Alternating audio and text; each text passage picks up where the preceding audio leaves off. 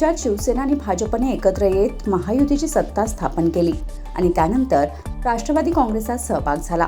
त्यामुळे शिंदे यांच्या शिवसेनेचे योगदान भाजप विसरत चालल्याची मिश्किल टीका आमदार महेंद्र थोरवे यांनी केली आहे। खालापूर तहसील प्रशासकीय कार्यालयाच्या उद्घाटन सोहळ्याप्रसंगी त्यांनी हे वक्तव्य केल्याने राजकीय वर्तुळात चर्चेला उधाण आले आहे। आमदार थोरवे म्हणाले की महायुतीची सत्ता आल्यानंतर एकनाथ शिंदे मुख्यमंत्रीपदी विराजमान झाले।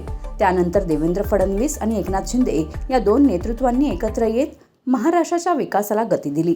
या दोघांनी समन्वयाने काम करून राज्याच्या प्रगतीला चालना दिली, अशी आठवणही त्यांनी करून दिली। राज्यामध्ये शिवसेना भारतीय जनता पार्टी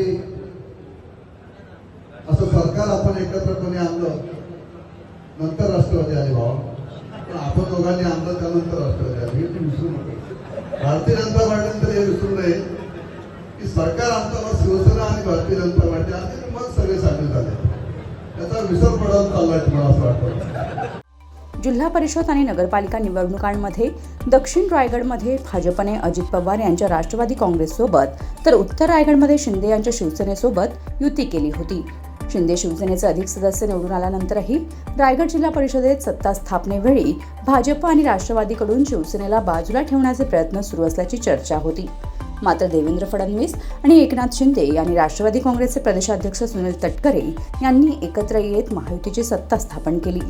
रायगडच्या पालकमंत्रीपदाच्या मुद्द्यावर अदिती तटकरे तसेच खासदार सुनील तटकरे यांच्यावर पूर्वीच कठोर टीका करणाऱ्या आमदार थोरवे यांनी अलीकडेच सूर बदलत रायगडच्या विकासासाठी तटकरे आणि आम्ही एकत्र काम करू असे विधान केले होते।